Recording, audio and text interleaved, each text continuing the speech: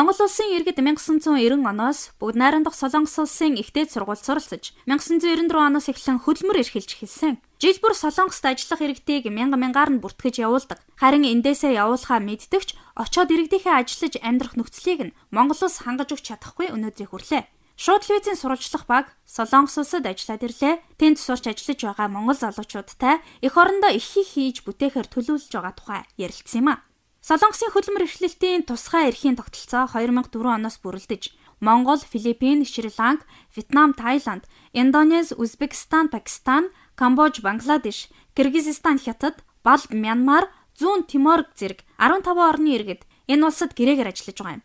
Өнөөдрийн байдлаар Монгол улсын 15,000 орчим иргэн энэ улсад гэрээгээр ажиллаж байна. Харин 2600 гаруй монгол залуус Солонгосын ихтэй сургуулиудад суралцаж байгаа юм а. Өнөөдрийн байдлаар яг үндэсний статистикийн хорооноос гаргасан мэдээллээр 38-аас 39 мянган монголчууд бүгд найрамдах Солонгос улсад амьдарч байна гэсэн тоон судалгаа байдаг. За энд амьдарч байгаа монголчууд ихэнх нь одоо гэрээний ажил хийж байгаа. За мөн түүнчлэн оюутан залуучууд бол сүүлийн жилүүдэд энэ улсад ирж хичээл сургуульд сурах одоо хандлага нэмэгдсэн юм а. Энд амьдарч байгаа монголчууд ямар байдалтай амьдарч байгаа. За энэ улстай эх орноо харьцуулахад тэдний цаашдаа ирээдүйдээ хийх хүсэж байгаа мөрөөдөл юу байдаг вэ гэдгийг бид хуваалцахаар яг одоо миний энэ хойно харагдаж байгаа монголчууд хамгийн ихээр цугларч байдаг. Монгол 5 Түндэмэн гэдэг газар ирээд байна. Монголчуудтай уулзъя. Хизээ яг энэ улсад ирсэн? Солонгост 2007 онд ирсэн. Одоо тэгээ амьдарч байна оюутан. Их сургууль сураад бизнесийн удирдлагын чиглэлээр сурч байна да. Сүүлийн жилүүдэд яг оюутнуудын энд одоо суралцах нөхцөл давхар ажил хийх боломж бас нэлээд нээгдсэн гэж сонссон л доо. Ер нь яг бусад найз нөхөдтэйг оюутнуудтай уулзж яхад амьдралынхаа нөхцөл байдлыг ямар байна? Ямар байр орнд амьдарч? Оюутнуудын нөхцөлийн хувьд бол яг хүн хүнээс шалтгаалаад янз бүр л байдаг бах юм. Гайгүй сэргэлийн нэг нь гоё амьдарч ил байна. Тэгээд хүнээс шалтгаалаад байгаа байр савны хувьд бол яг янз бүрэлтэй чүтек гэд ярьдаг. Одоо манайхаар 2-оос 3 давхар тийм барилганы хамгийн доод давхарт ч юм уу зарим нэг давхар юм уу хоёр давхар тиймэрхүү нөхцөл амьдарч байна. Тэгээ ажил хийх боломж бол ер нь байгаа штэ. Гэхдээ мэдээж хар ажилч хийж болж байна. Оюуны хөдөлмөрөөр ашиглаад бас ажил хийж байгаа залууч зөндөө байгаа хаа. Сургалтын төлбөр яг одоо хэд орчим төгрөг вэ? Тэрийг яаж төлж байна? Миний хувьд бол яг би өөрөө энэ Сурангаас 2 бизнес маягийн хийж байгаа. Тэгээд төлбөрийн хувьд бол миний 3 сая 400 вон байдгийн 3 сарда. Тэгээ 3 сарынхаа амралтаар яг тэгээд хувийн бизнесээр хийгээл төлж ин да одоо юм байдлаар. Энд байгаа монгол оюутнуудын хамгийн гол одоо бэрхшээл гэж юу вэ? Ямар бэрхшээлүүд тэднийг та нар яаж шийдэж байна? Оюутнуудын хувьд бэрхшээлийн хувьд бол мэдээж номер 1 зүйл бол төлбөрийн асуудал байгаа. Тэгээд төлбөрийн асуудал дээр маш их бэрхшээлтэй оюутнууд байгаа. Тэрнээсээ болж одоо виза харлуулах ч юм уу те энд одоо нөгөө визгүй амьдрнаа гэдэг тийм нөхцөлд хүрж байгаа л да төлбөрөөс олж тэгээд ерөнхийдөө шийдэж чадж байгаа оюутнуудын хувьд бол энэ ч бол одоо айл нүүлгдэг ажил гэж байдаг тийм хүнд ажил эсвэл одоо нөгөө хурцны газар шорооны ч юм уу ийм хүнд ажил хийдэг бас оюутнууд маш их байгаа хаа хичээлийнхаа цагаар. Тэгээд зарим оюутнууд нь бол гуанзанд тийм Монголын гуанзанд одоо зөөгч мөөгч ч юм уу аяг тавгаад тиймэрхүү ажил хийж л одоо бэрхшээлтэйгээ одоо тулгарч одоо амьдарч байгаа бах та. Одоо энэ залуучуудтай мэдээж хэрэг хэн нэгэн туслахын шаардлагатай ах бол та Монголын элчин бол яг тэр нэг бүрчлээ оюутан бүр дээр ингэж бол өнөөдөр ажиллаж чадахгүй байгаа гэж бол хэлж болно. Тэгэхээр энэ залуучуудтай та нар яаж хүрч байна? Бид нар одоо хуучин оюутны холбоо гэж байдагт ажиллаж байгаад энэ удаа бид нар Солонгос дахь Монгол залуучуудын байгууллага гэж шинэ байгууллага ингээ нэгдэж эхэлсэн байгаа. Тэгээд энэ байгууллага маань яг ямар сэдв дээр ярилцаад байна вэ гэхээр зөвхөн оюутнуудтай хандсан биш ээ. Оюутнууд бол одоо хилээ сурчиж байна. Бас хилтэй хүн чинь бас хөлтэй гэдэг шиг яаж амьдрах тэр одоо орчин өөртөө бүрдүүлээд явчихж байна. Тэгтэл манай гэрээт ажилчид бас эн чинь одоо визгүй орсон суугчид маань маш их одоо асуудалтай тулгарч байна. Тэ жишээлбэл нэг үйлдвэрт ажиллаж байгаа цалингаа авч чадахгүй тэ эзэнтэй ингээ хэлэхэд чамаа барьж өгөөд явуул шүү визгүй хүн тэ одоо визгүй тэр талаар айгүй их дарамттай амьдэрдэг учраас бид нар одоо залуучуудын байгууллага гэсэн тийм байгууллага шинээр ингээ байгууллагатай явж байгаа. Тэгээд бид нар хууль зүйн зөвлөгөө өгөх тий ерөөсөө тэгээд үн төлбөргүй шүү дээ бүх юм хууль зүйн зөвлөгөө өгөх тэн дээр цалин авч өгөх тий тэгээд бид нар бас нэг энд гэрээгээр ажиллаж байгаа залуучуудаа зориулаад бид нар янз бүрийн сургалтууд тий сертификаттай мэргэжил дэвшлүүлэх өсчин гоо сайхан юм уу талах нарийн боо юм уу тогооч юм уу энэ тал дээр бид нар нэлийн төхөө ажиллаж байгаа л да.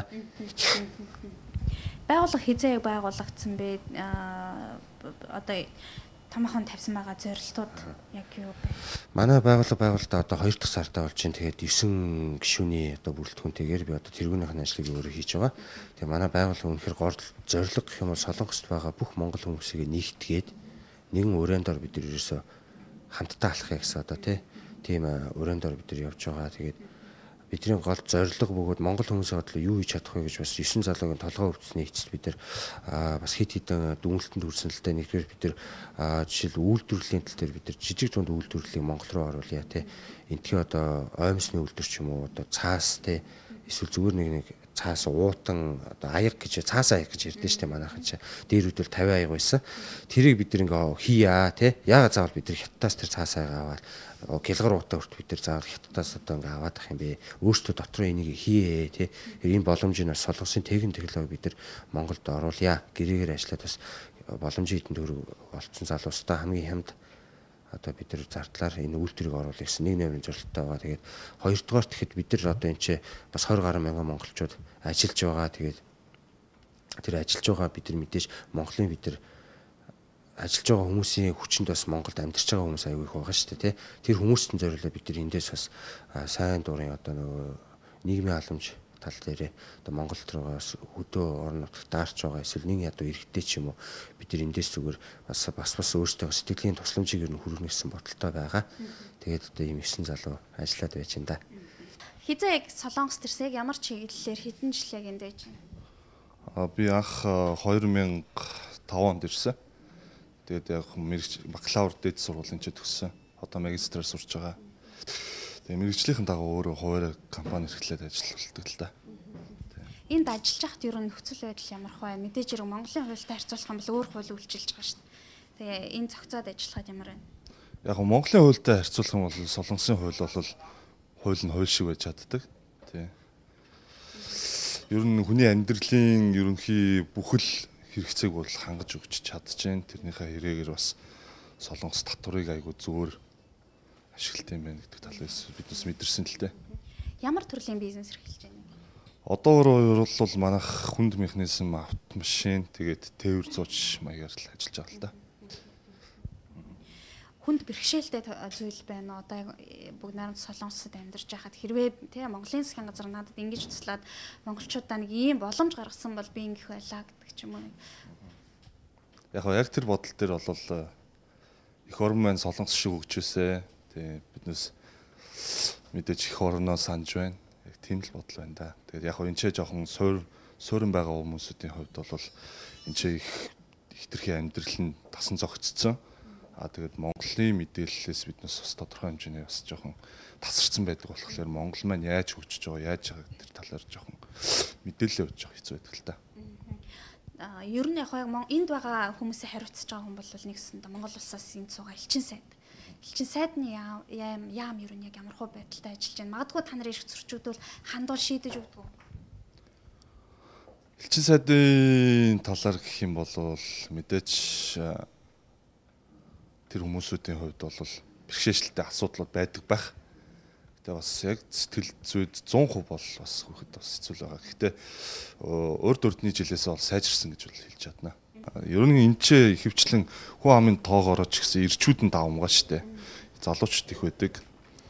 Тэгээд тэр хүмүүсүүдийн талаас бас жоохон санаа зовж байгаа асуудал нь болохоор гэр бүлийн асуудал айгүй хэцүү байдсан болов. Тэр асуудал хитрхи бас амьдрал мөнгөн дээр тогтдгоо тийм ээ. Тэгээд ард талд нь байгаа тэр гэр бүлийн асар их тэр салт их бий болж байна. Энэ тал дээр уус жоохон анхаараасаа нийгмийн халамж талаасаа тий. Тэр хүмүүсүүд хүн гэдэг маань бас мөнгөний машин биш шүү дээ гэдэг талаас. Тэр залуучууд өнөөдөр Монголд очиход тэр хүмүүсүүдийг бас нийгэм тодорхой хэмжээний татварын бас жоохон чөлөөлдөг ч юм уу тий.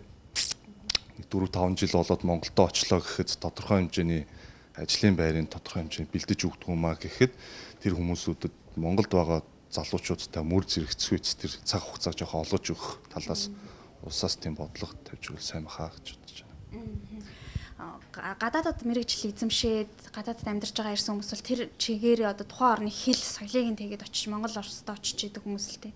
Гэтэл очихыг төдий нэг сайн хүсэхгүй эндээ ингээд сууршаад амьдраад тасцсан гэж бас чиний ярианд гарч ийн л да. Яагаад болохгүй байгаа? Энэ бол асуудлыг бол хэлүүлтгүй ерөнхийдөө бол бүхэл хүмүүсүүд мэдчихэж байгаа шүү дээ. Тэгээд Монголын өнөөдөр авж байгаа цалин амьдралын үртэг ямар байгаа вэ? Энд байгаа залуучуудын өнөөдөр амьдарч байгаа амьдралын үртэг ямар вэ те? Тэр асуудал байна. Тэгээд дээрэс нь